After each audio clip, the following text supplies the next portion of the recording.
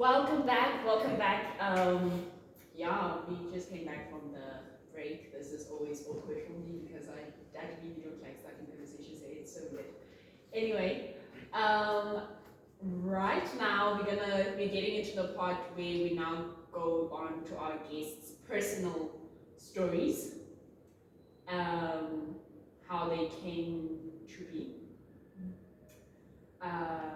who they are, and yeah, just basically everything personal. But before that, I just want us to talk about how we need gay people or queer people rather to survive. Just because we spoke not necessarily in detail, but we did touch on procreation.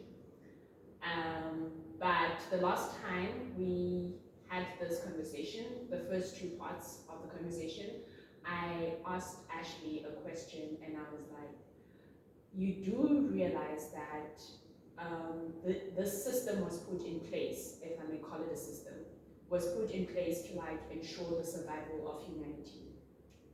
And so now that does not involve anything sexual. It doesn't involve sexuality. It doesn't involve romantic interest.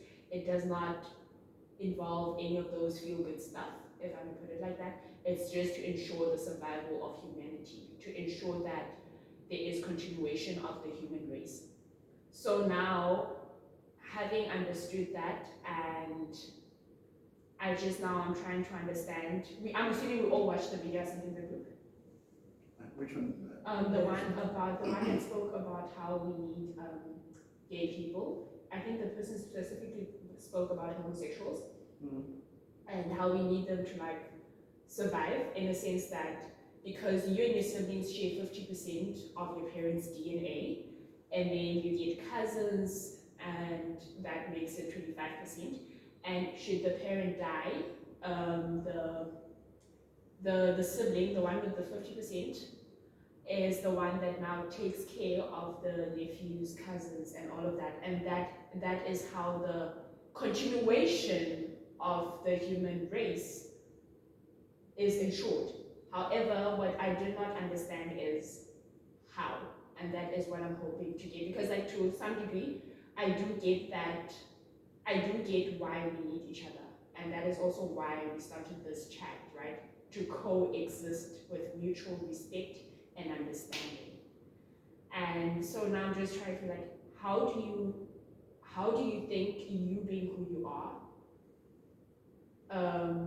contributes to the general population or ensures the existence or survival rather of humanity, of the human race? Anyone can go. Next one.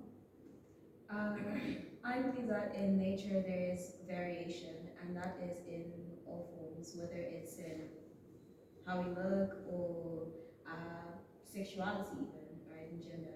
So how variation works is if you kill off, for example, who's going to relate to diseases, right?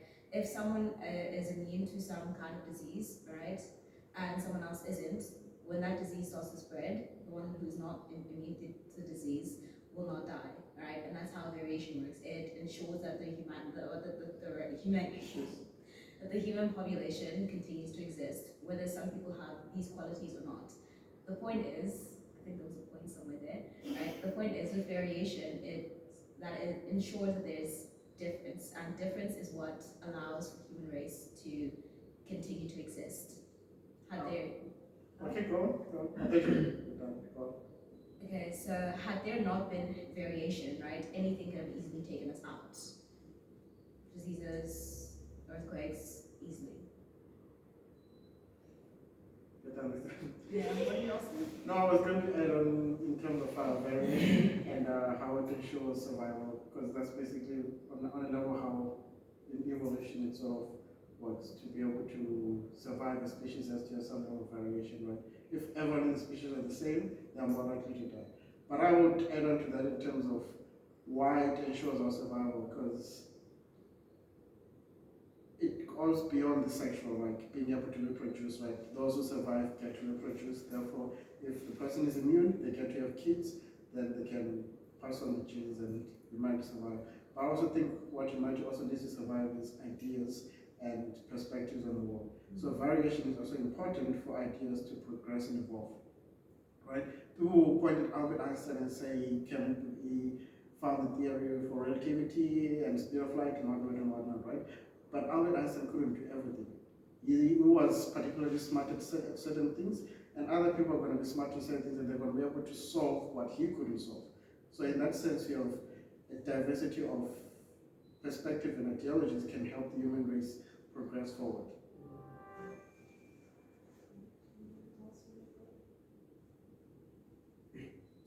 It doesn't, even if you just continue the conversation, like I'm just glad that I'm like getting. Okay, so in continuance with this variation thing, right? I believe that like with variation with people, right, it helps as it ensures like peace. You know, if there's different kinds of personalities, different kinds of people, there is more likely to be peace because there'll be more people that you'll what's this, for lack of better words, vibe with, you know, and that brings peace, you know.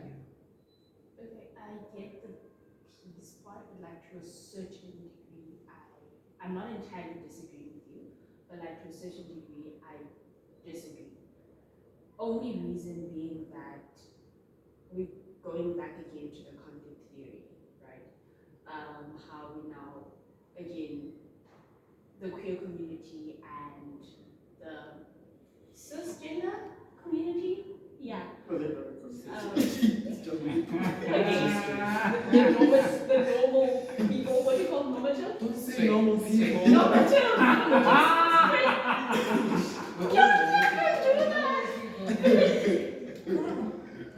The straight people.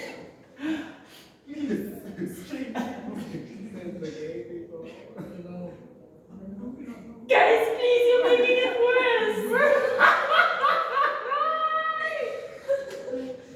And this is when I forget what I was trying to say now. What was my last sentence? You said normal people. You disagree with To a certain extent with peace. Because, yeah, we can't all be uniform. No, we can't be the same. And that is why there is beauty in diversity. But the only reason I'm saying I disagree to a certain extent is because now you can like look at it from a perspective where Christians gather with Muslims. There's usually a lot of conflict because one believes that the other is better than the other is serving God better than the other.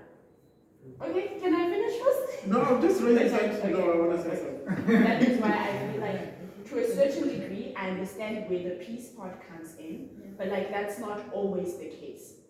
Unless you mean that peace is the ultimate goal, it's the ultimate dream. Like that is where we're trying to get at. That is why we have platforms like this. That is why we're having these kind of discussions to get to a point where we are able to coexist with each other peacefully. Then, if that's the case, then I definitely get you. Can I point out something? How in your example you mentioned that we only mentioned Christians and Muslims. This again kind of helps with variation with differences, right? Because even if there's a Christian person and a Muslim person and maybe an atheist, whatever, they are able to come to a common ground despite their beliefs differing. That's why variation is there, because we need to come to a common ground. Yeah. I was going to add on to basically what she said was something I was going to mention. Where it's like we have Christians and Muslims are like two of the biggest religions by population in the world, right? I think the reason, this is my personal perspective, the reason why they fight amongst each other or they disagree on so many things, even though they come from the same ideology, like their God is practically the same, it's just a different interpretation of different books. The problem is that they both purport that their God is absolute. So one cannot be true while the other is not true. If one is true, the other by default not true, because their God is absolute. You go to India, there's more than 100 religious beliefs, but their gods are not like that. Their gods accommodate each other, and they're all able to coexist, because my God can exist while your God exists. My God doesn't have to not exist for yours to exist. And I think that's where Judaism, Christianity, and Islam tend to clash, because for one God to exist, no other God must exist. it makes me think that I was in a relationship with a Muslim person, and we used to fight about our religions because I believe that God is God. You believe in Allah, so it was different principles and from a completely different background of how we were raised to believe in. Like he said, I thought that my God is the right God and the ultimate, and he thought that it's the ultimate. So yeah, we do differ a lot. I also know someone that is married to a Muslim person, so I asked her once that which God does she believe in? She said she's both Christian and Muslim. And I thought, how is this possible? That you can serve two gods at the same time. But it's how I would say, the spiritual life and the religion ways we tell ourselves we're going to align with, that's going to determine what we believe and how It's the the gods is meanings. going to be. Sorry, could we also say that it's the meanings which we attach to things that make them seem true? Because I realize that a constant thing that keeps coming up is the only truth you know is your truth. And The other as truth much is being taught to you. exactly, as much as we said that there is an objective truth, but then everything is subjective to each person. And that does not separate us from this truth. This thing exists. Mhm. This ultimate truth, it exists. But it's like, I could put it in a way saying that we're all gonna be rich one day. It's just a matter of how we're gonna get there. And we're all gonna get there in different ways. But ultimately, it seems like we're going to the same place. We just don't know how we're gonna get there, but we're all going there differently, but to the same place. I think. Not the best example, but we get. I get what you mean. Yeah. Okay, are we all okay with this? I feel answered, especially with the difference thing. Do you want to say anything? I'm not finding. Okay. So now, I feel like I keep shying away from coming now. The other day, Leander and I had a very interesting, heated, but like not violently heated, but like heated conversation about biphobia. So in that case, I was the biphobic person, but I was not being biphobic.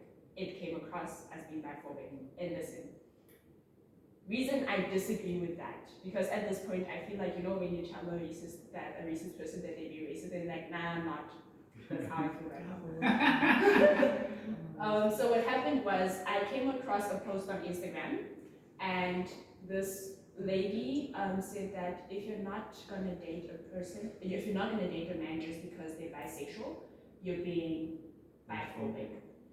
And I did not get it, and I disagreed. I was like, no, it's a preference. Because if you're doing everything right, if you're matching all the qualities I want, you're ticking the box, everything, but you're bisexual, I'm not there. And that is not because there's a problem with you, or that is not because I'm not attracted to you. It's just because I prefer to be, and again, keyword being prefer, to be with a straight man. So now, I just want to understand the phobias that exist, being biphobia. We did attempt homophobia the last time we had this conversation. My views on homophobia have not exactly, I feel like my question was not exactly answered. I got it, but it wasn't exactly answered. And also, what is transphobia? Queerphobia, basically. And my thing is, phobia is an irrational fear of something. It is. So, in order for me to be transphobia means that I need to be afraid of you, or I need to hate you. But I think that we are allowed to disagree with each other without being hateful. And I think that I can decide not to be in a relationship with a bisexual person because I prefer to be with a straight person. And how that qualifies me as phobic or biphobic is what I am trying to like get here. Okay, I have a question for you. Is what, because I'm not seeing what would be the thing that would be like, oh, I don't see how him being bi would be the, like, what about him Why is being it a bi? linchpin? Why is it a linchpin for you? Like, if everything else is matching up, all the boxes that he's the type of person, Why is you it want. when you find out that he's bisexual? Yeah, what is Yeah. That's the essence of biphobia. That's the Once essence. you find out that he's bi and you reject him, that is biphobia. Because Okay. you look at the phobia in a social context, in a social human context, it doesn't necessarily have to be, I hate you Oh, because no, you're no, you're saying bi. I'm biphobic? Or It's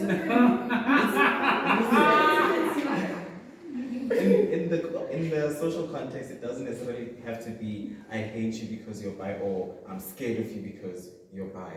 There are many aspects to it. But you know how also how I look at it, it's like, I'm not gonna date anyone that's not Christian. That's just my thing. And I feel like, so now if this, what we just spoke about, makes me biphobic, that means that I'm anti other religions. not and So they put it this But way. how do you answer other religions if you're biphobic? No, what I'm saying is, like, I'm just making a connection with that if I'm not gonna date the next person because they're bisexual, it's the same thing, like, it's a preference. That's why I keep going back to preference. I prefer to be with straight people. That's with straight men specifically. That is why I'm like, even if I am to be in a relationship right now, I am not gonna date any man who is not a Christian man. And does that mean that now I am discriminating against other religions? Because that means that I'm not gonna be with Muslim men, I'm not gonna be with an atheist man, I'm not gonna be with a man of any other religion or other belief. But look at it this That's way. legit. Exactly. Because when it comes to Because religion, religion is an ideology and the way you live your life. Your sexuality does not influence. We the can way say you that have a type. Yeah. Yeah, You have a type. Like, what if You want that specific type of person because the person can be bisexual and still be a Christian. It doesn't mean that the person is going to be an atheist. It just means that you want a heterosexual Christian man. because what you're saying is like, okay, let's say you like plain M&Ms, right? But there's two packets of plain M&Ms, right? But one has no, I'm being wrong. They're both plain M&Ms, right? But one is in a peanut butter M&M packaging, like hate peanut butter, right? So that's the only thing, is the label of being bisexual is what's putting me off.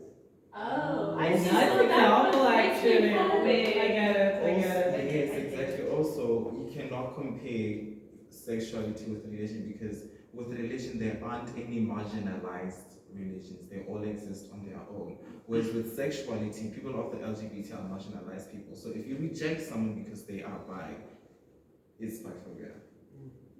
You see, the other thing is, his bisexuality does not necessarily affect you. Yeah. So if you're dating him, You can't say it doesn't necessarily affect. But it doesn't How because does he's it How with does you. it affect you? Just because Only he when finds he's men cheating attractive. with the same sex, then Yeah, it's affecting you, but like, if he cheats, Even then he's with then that's that, affecting you, but he's not inherently people can just because cheat, he so it likes doesn't men make a cheating on difference. the essence is you have a type. And the world is classifying that type as homophobia. We need to learn as individuals to respect each other's opinions, preferences, and stop feeling offensive whenever someone disagrees with us. The No, thing when about it comes to preference is biphobia, like- homophobia, and all other queer phobias, we Yeah. cannot respect that. The What thing if is that someone we- says like, I don't date black people? Would you respect Does that? that make it Exactly. racist? Listen, It this is does. the thing It about does make preferences, that people mix up It preferences with requirements. Requirements. Yes. Okay, Because okay. you saying, oh, this is my preference, doesn't necessarily mean I'm not going to consider it. You know what I'm saying? That's a requirement. Yeah. But if someone says like, oh, I prefer tall guys, that doesn't mean that if a short guy approaches me, I'm going to just immediately be like, no. No, trust me, I'm gonna be. You need to be like, my requirement is someone. You require. So it's not a preference if you entirely do not want it. It becomes a preference if you don't mind. Like, okay, you're bisexual, okay. It doesn't matter. But I still prefer the straight man, but you know what? I'm gonna look past the fact that you're Okay. bisexual. Yeah. Can I I think ask another That's a thing you, preference. which is a heterosexual, I feel so socialized, eh? you're a heterosexual person, right? Okay. How do you see? He didn't say yes. He didn't say it's I'm No, I already asking, explained this, okay? are you? Huh? I'm just me. You. I'm attracted to females. You're okay? attracted to females. Okay. What do you think a heterosexual person would say? What do you think heterosexual, not you, him, what do you think a heterosexual's perspective is about dating someone that's bi? I was actually going to explain that just now. What I was going to say, part of what's happening with it is also like the, I don't know what you call it, masculine feminine dynamic, and like how we perceive masculinity versus how we perceive femininity.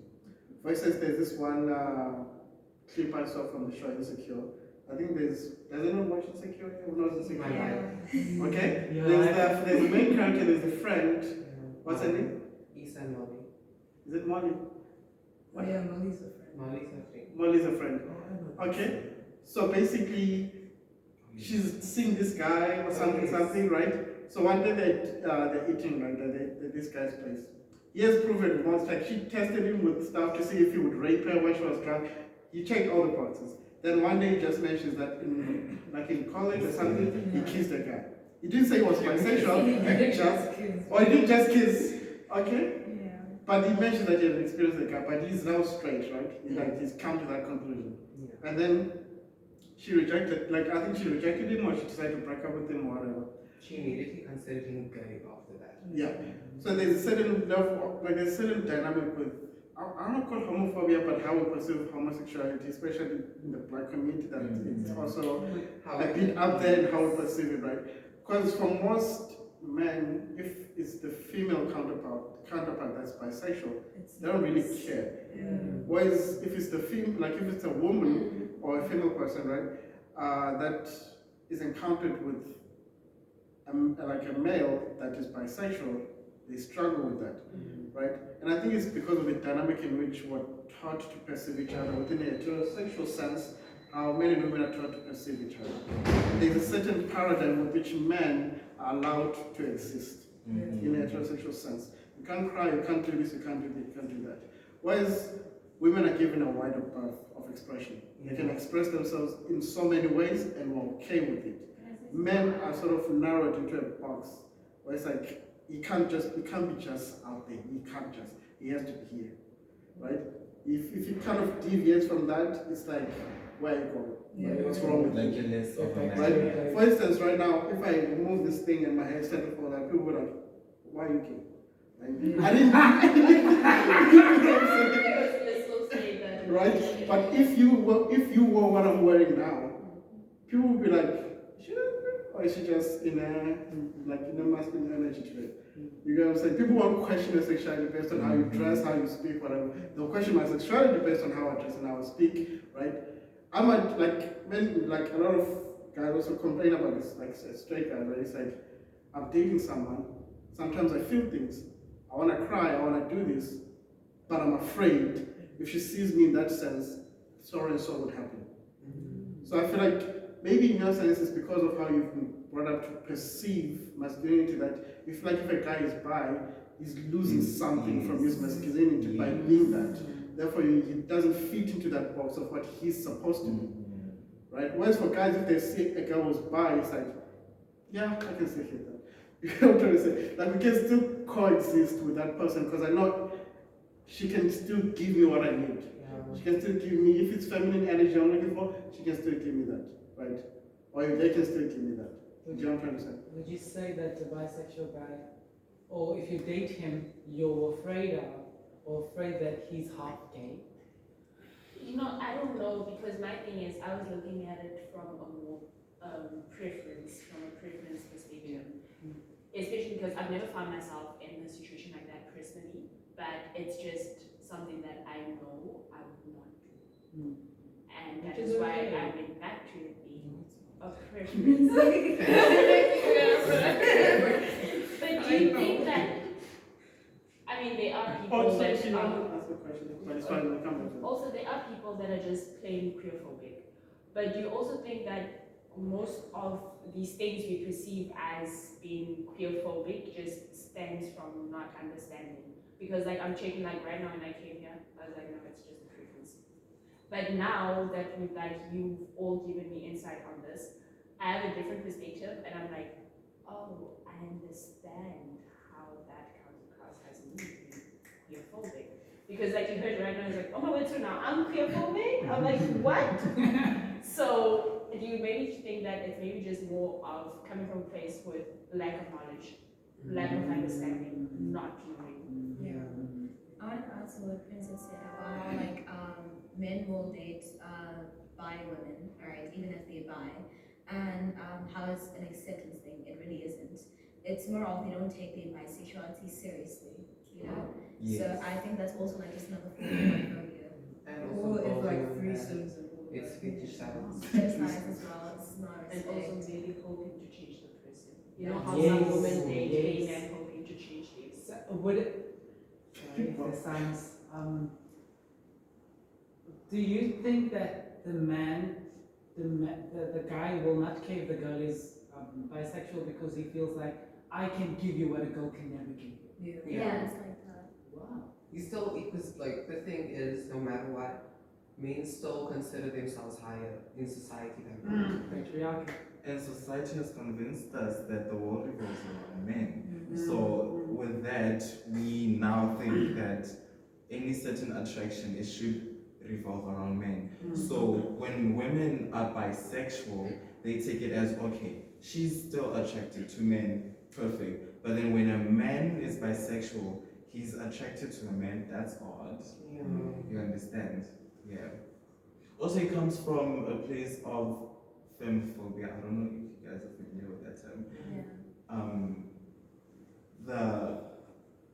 The rejection or dislike of femininity in men. Society doesn't like that because society deems femininity as less than. So when someone says they're bisexual, you now think, oh, he has feminine traits, okay. It's also a He's lot not of a man confusion enough. because I think a lot of men wrote admit that they're attracted to femininity more than an actual woman. Yeah. Because you can have a woman, right? But if she's not dressed a certain way, that man won't be attracted to her because she's not feminine enough. But then where it's like, let's say it's me, right? I exude a lot of femininity on some days.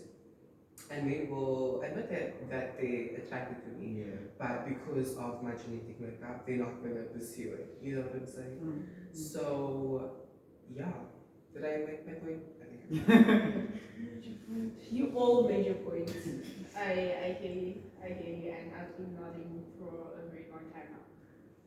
Anyway, do you feel that we've exhausted this segment? Anyone else want to say something? Okay, I will move on to the next thing. And the next thing is I am hoping to hear everyone's story. And please share as much as you can, of course, to your level of comfort. Yeah, and I would like to start with Jude. Okay. Garden. Yes. Okay. So for me, as a trans woman, I came into this world knowing exactly who I am. But over time, like we spoke earlier, with gender construction and all of that, I was almost brainwashed. Wow. No, essentially, I was brainwashed into believing that, you know what, maybe I am a guy. Maybe I can do all these things. And also, there was a big part of me that was, I think there's a big part of all of us that just wants to please the patriarchy. And please, like a big part of my life was pleasing my dad and my granddad. And so I wanted to be the man that they wanted me to be, but I could never. So growing up, I was completely oblivious of myself. I grew up in a Catholic household. I was very shielded from quite a lot of information about gender and about queer people. So I didn't learn about gender and sexuality until about the age of 15, 16. But still, even then, when I learned about trans people at 15, that was the worst thing I could be. Being transgender was the worst thing I could be, and it was just that's the way it was set up in my head, almost as if there's labels. Like I could be bi, I could be gay, but being trans, whoa. So I kind of went through all of that, and I originally came out as a gay man to my parents, and that kind of suited me for a while, and I was able to express my feelings. Not that it was taken well, it was not taken well, but I just knew from a very young age that I was never going to pretend to ever be anything I wasn't. So with that came more access to my femininity and more questions about gender, and to eventually where I got to the place where I thought that I was non-binary, that I wanted to exist without gender boundaries. But physically, medically, I needed to begin my transition with hormones just because gender dysphoria is a real thing, and testosterone, we talked about testosterone and estrogen earlier. Testosterone was a poison in my body, to be honest. So I needed the estrogen to feel my most authentic self. But with that being said, not all trans people need to take hormones, need to do surgery, need to do anything to themselves, because you are who you are from the moment you're born. And if you don't need it, you don't need it, and that's a very big blessing. When it comes to surgeries and things like that, I personally decided that the way my body was made is perfect, exactly as it is. And also, a lot of trans people don't have access to surgeries or hormones, and they're very expensive. So yeah, today, yeah, I am just trying to be visible. I always think about who I was as a kid and how much bigger, how much louder, how much more confident I would have been if I'd seen someone like myself living their life. So yeah, I'm out here for the kids, I guess. Thank you for being Can I ask a question? Sure. At what age did you come out as gay, and who did you first come out to? I And can also to add on that, you did say that it wasn't mentioned, it wasn't received well, and earlier on you mentioned that you aren't religious. Does that mean that you've left the faith, you've left the church? And yeah. Okay, so to answer your question, I came out as gay when I was 16 to both my parents. My parents were extremely religious in the Catholic faith. And no, I didn't leave Catholicism because of my gender, my sexuality, anything like that. I personally didn't feel any connection to the church from childhood. Like anything I did within the church, learning about